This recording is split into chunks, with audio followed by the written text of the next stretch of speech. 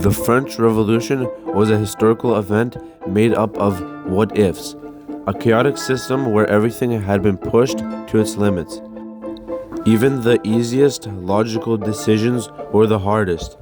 By 1789, France had already been pushed to its limits. It was a ticking time bomb that only needed a flick of a switch to turn off. However, King Louis XVI chose to let it tick away until the inevitable explosion of the French Revolution.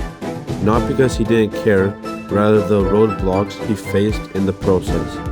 Today, we will be going over why King Louis XVI was unsuccessful when lowering taxes and bread prices, with different ways he could have slashed the taxes and bread prices, avoiding his eventual execution. Explaining it using the chaos theory of the butterfly effect, to explain what would have happened once King Louis XVI had lowered the taxes and bread prices. Without getting into the maths, chaos theory is basically a way to explain how events influence each other. In history, we often think A leads to B and B leads to C, one after each other. However, in chaos theory, a tiny change in A can lead to a massive unpredictable Z. In our case, it would be a couple of months King Louis XVI had stabilized France. That short window would mean life or death for Louis XVI. We will simulate how the French population would have reacted if the king lowered bread prices and taxes.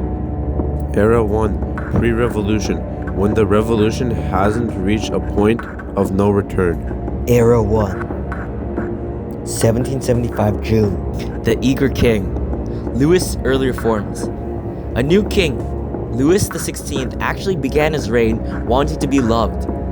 He was appointed a brilliant economist by the name of Anne Robert Jacques Turgot as his finance minister, the physiocrat's idea. Turgot believed in laissez-faire, meaning let it be.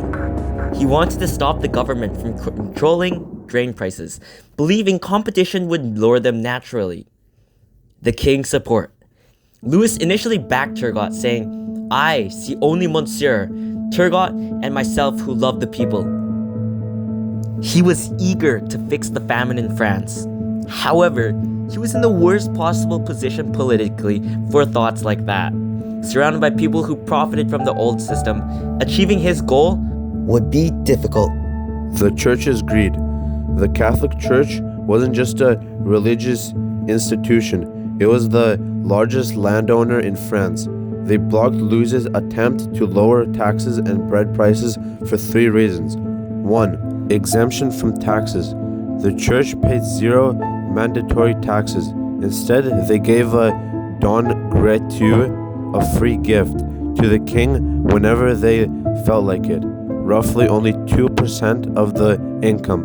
When King Louis XVI tried to tax the church's land, the church leaders used spiritual authority, claiming that taxing them would mean stealing from God. 2. The tithe, the 10% tax. The church collected a tithe from every harvest from the peasants. If Louis lowered taxes, it would have threatened the church's massive revenue. 3. Control of public opinion. Since there was no social media, the pulpit was the news. If the king tried to force the church to pay, the priest would tell the peasants on Sunday that the king was a tyrant, effectively exciting the very riots Louis was trying to prevent. Then came the Flour War. 1. Louis tried to deregulate grain to lower prices. 2. A bad harvest occurs at the same time. 3. Instead of prices going down, they skyrocket. 4.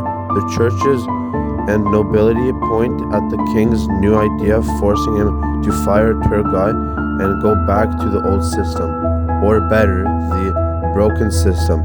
In the beginning, Louis XVI tried to be the hero. Sadly, France's hierarchy was too stiff to bend. Every time he fought back, the church fought back twice as hard. King Louis XVI, being unsuccessful at lowering bread prices and taxes, was the beginning of his determined death. 1789. The king's status is losing control. The Estate General fails.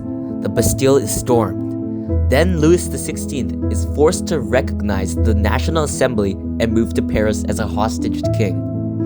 1790. The church's land is being seized. Louis is forced to sign the civil constitution of the clergy. He also loses his biggest ally, the church, and becomes a puppet of the revolution. 1791. A traitor. The flight of Rans, Louis tries to flee the country in disguise, but is caught. Nobody likes the king anymore. He's suspended from his roles and is viewed as a foreign enemy. 1792. The prisoner. France goes to war against Austria. The Tuileries Palace is stormed by a mob.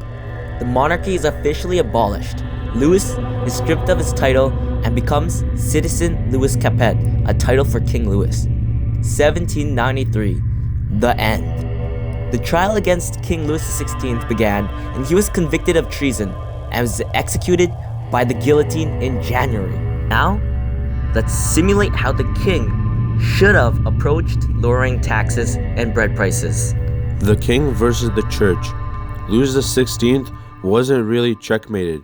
He just didn't know the authority is in hands. King Louis XVI had a power move called the lit du justice. If the parliaments, courts controlled by nobles, or the church refused to agree with his tax laws, he could physically sit on his throne and command that the law be recorded in his favor. Instead of hesitating, King Louis XVI should have used the lit de justice to force through the corruption of the clergy. The results would lead to instant lowered taxes and bread prices. A greedy move that the church and the nobility did was grain monopoly. They were the largest owners of grain silos. They would wait for the prices to go up before selling. Louis could have declared a state emergency in 1788 to set a maximum price on how much grain could be sold. This would have flooded the markets with bread for everyone. The cooling down phase. In chaos theory, once you introduce a stabilizer, in our case, low prices and taxes, the chaotic system doesn't fix itself immediately. There's a certain amount of time for the anger to fade away. Month 1 to 2, immediate suspicion. August, September 1788. Since the bread prices dropped roughly 40% overnight, the peasants would go through a great fear. Riots don't start, however, peasants are on the verge of rioting. Out of fear, expecting the prices to skyrocket back up. Month 3 to 6, the peace phase. From October 1788 to January 1789. For the first time, the people of France are now living in peace. Instead of writing lists of grievances, the peasants are now writing letters to thanks to God. Month 12, May 1789. The date of the States General arrives. However, France is now a nation of filled stomachs, and the meeting is calm. The reaction.